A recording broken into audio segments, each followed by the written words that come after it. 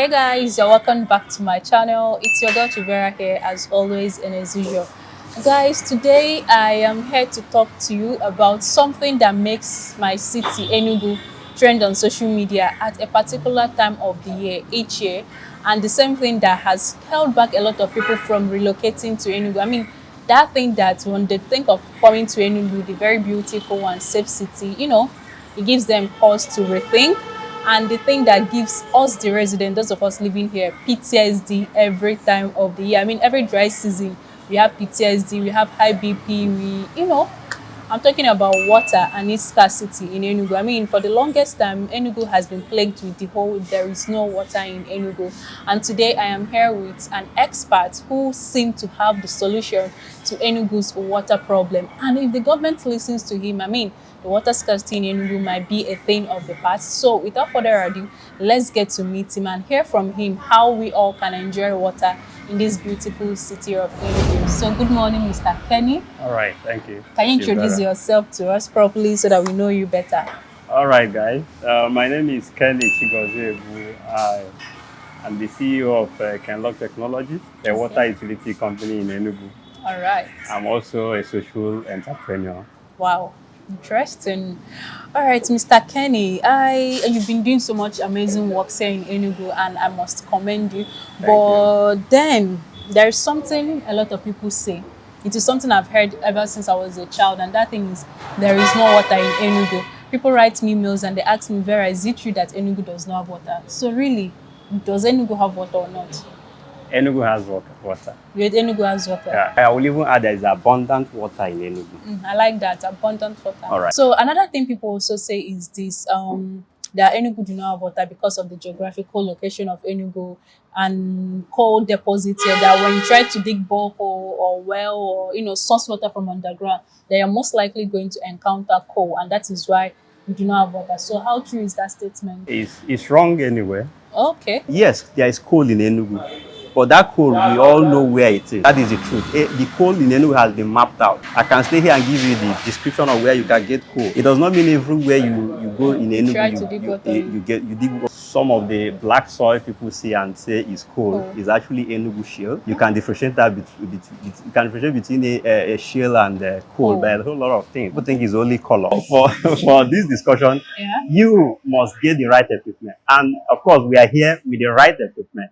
Okay, here we have geophysical equipment, which is like a camera, it's like a digital camera that gives us an idea what is underground. It measures resistivity values. Now, like what you mentioned, if I with that equipment, I can know the depth where I can get coal, and I wouldn't need to get there.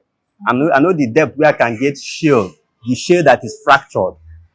Okay, when the shale is fractured and it is lithified, okay, because of aging and a lot of geological activities. So when it is lithified and fractured, water, gushes out there as if it is igneous rock. So what you're trying to say now is that regardless of the presence of coal, that we can actually dig water and get clean water in Enugu. Yes.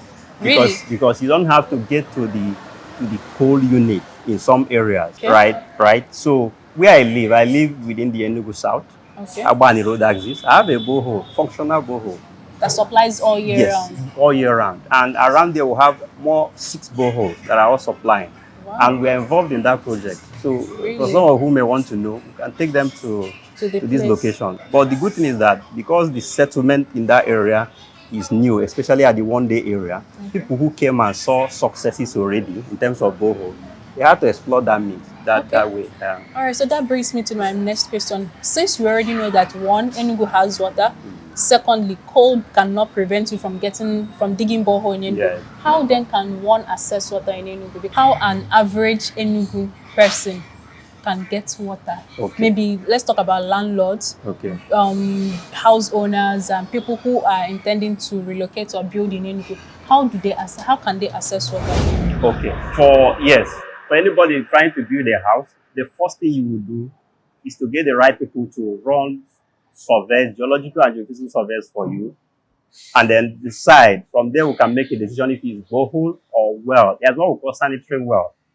Sanitary well means that it has to be well done, well protected from infiltration from your soakaway or any form of Impurity. leachate from anywhere. So you can have that water clean.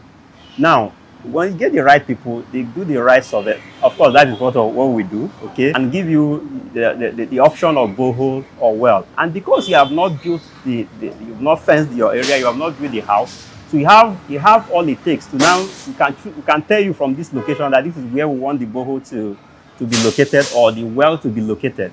And it's better you make that choice before you build your house. So the rule of thumb I have is don't do a water well of less than 100 feet. Really? It's a waste of time. Okay. And from experience, we are discovered that most of the wells in Enugu is 30 feet and below.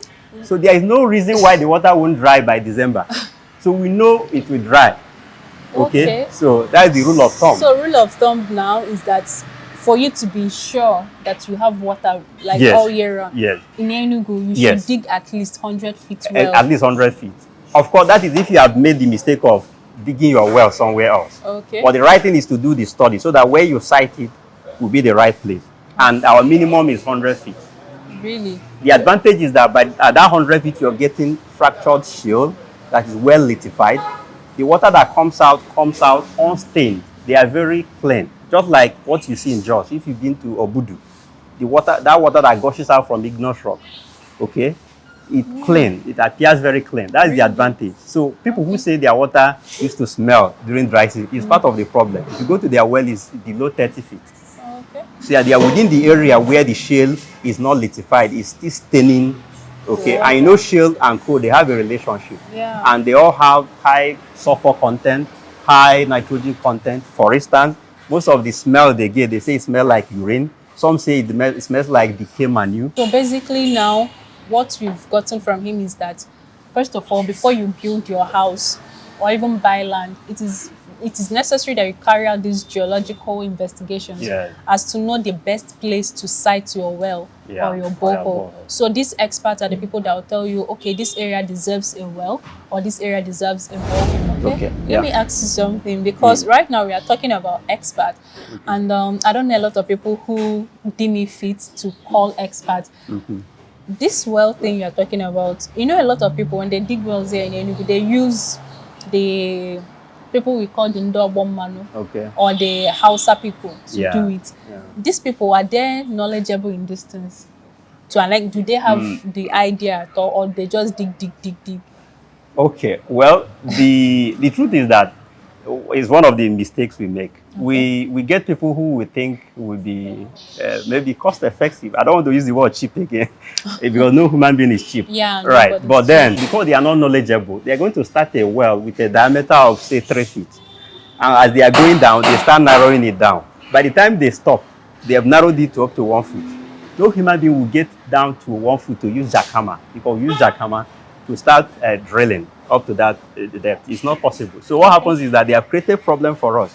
That when we come, we have to start widening the hole. So if I understood, if I learned a thing from our conversation now, is that most of our water problem comes from lack of information. Yeah. Somebody may say, why are you doing this?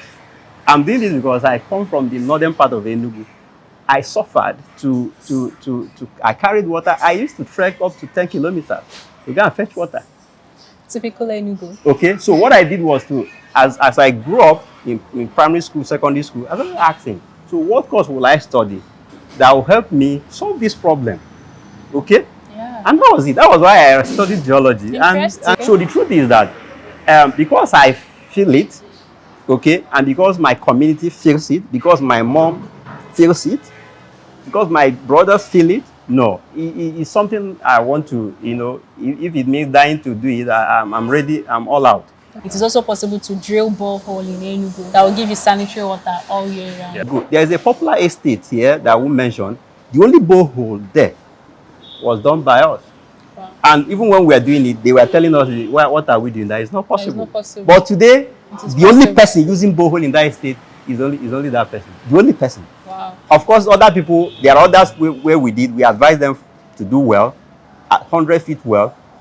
As I'm talking now, the person is saying she wants to drink the water, not just to use it for any other thing. But drinking. And we're advising her on what to do. So now she has solved the problem of supply. There's enough water there, just 100 feet well, okay? Now she's talking about, you know, how safe it will be, because she says she doesn't want to spend a dime to buy water, right? Because where she is living, okay, these guys recycle even wastewater, even seawater that is very salty, and they drink it. And here in Enugu, we are blessed to have water that is relatively potable.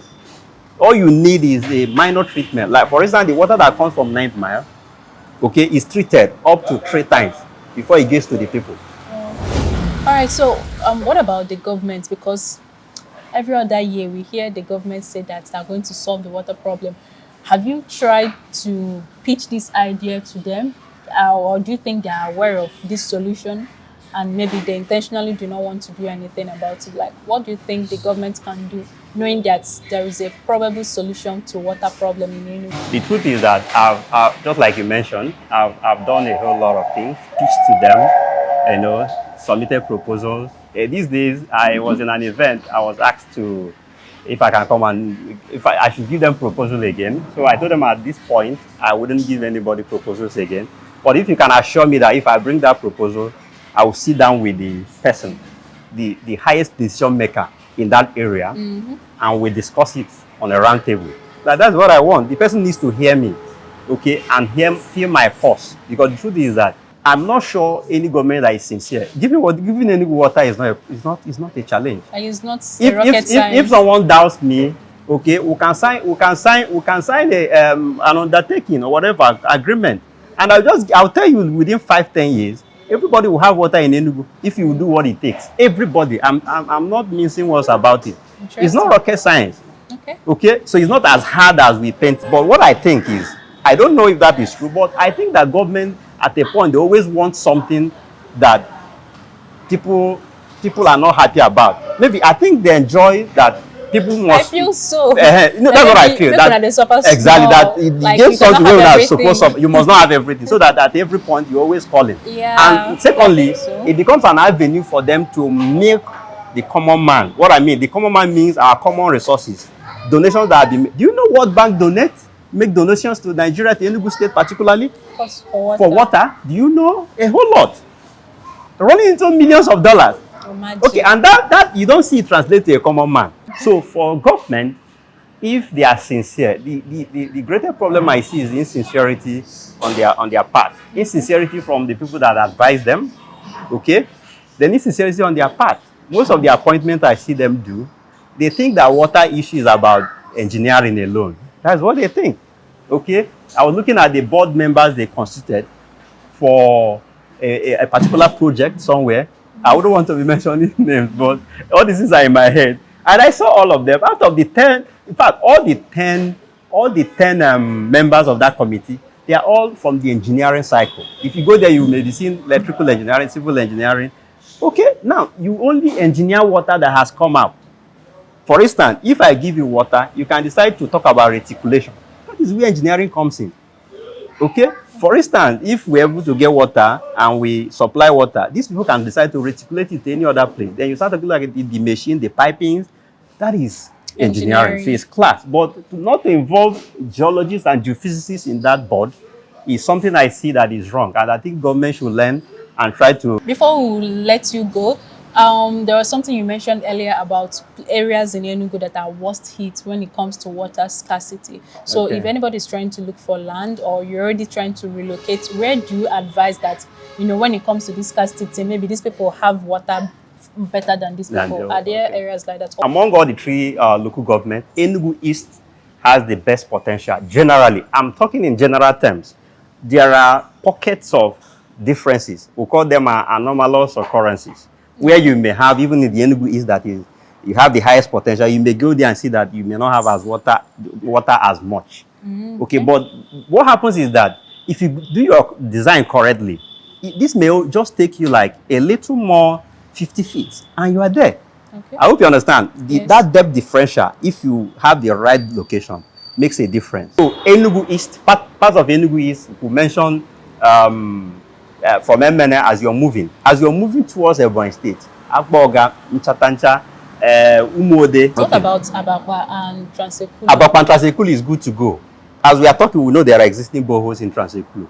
Okay. Ordinarily, if you ask me, I would say that Transekulu do not have water. No, no. Okay, let me give you an insight. Do you know where, you know Nike Lake? Yes. Nike Lake. If you've been there, you see that that lake, does it dry at a time? I'm not saying What happened? dry. People don't know that the Nike Lake, yeah, is a source of reservoir, it's a source of recharge or supply. There's a lot of groundwater around there. People don't understand this. We don't. Okay, Me, I okay, don't. okay. Yes, but that's what it is. You know, that's what it is. So all those abakpa, as you're moving towards Nsukka, Abogazi, is that Abogazi they call it? I think so, I don't know. Ogbeke. Okay, I I can't know remember that place. exactly. There's a place they are cited a university along those. Just go there, you see borehole. So you now understand that people are very strategic. Investors are strategic. For instance, in that university, the people that cited that university there, they are more creative than somebody that cited UNEC. For instance, you know, I'm just right generally because in terms of water, today I see a water tanker with the inscription Enugu State University of University. Nigeria, Exactly. Enugu That campus. means they shuttle.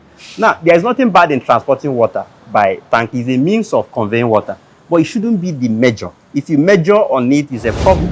In conclusion, that there is water in Enugu. Okay. There is. I will even add there is abundant water in Enugu. I like that. Abundant water. All right. So, Okay. the issue is that there is a bit of maybe some sort of ignorance in terms of the investors, for the investors and the landlords or the property owners, and lack of, they don't care. They don't care. They don't think that water is something that should be considered in any building or housing project. They feel is a post building project, but it's actually a pre-building project, pre-construction project. You must consider water before you build. It's not after building you now start looking for water.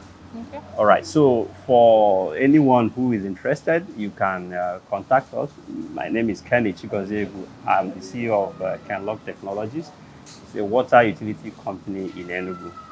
All we do is work to provide you water. We are here to serve you, to provide you water. Should you need this service? Are your services affordable? Very affordable. Are you sure? Very affordable. Very affordable. Yeah. Guys, until I come your way next time, do have a lovely day. And remember that Enugu has water, according to Yeah. Mr. Kenny here from Kenlock Industries. All right, then, bye-bye. Thanks for Thank coming. you.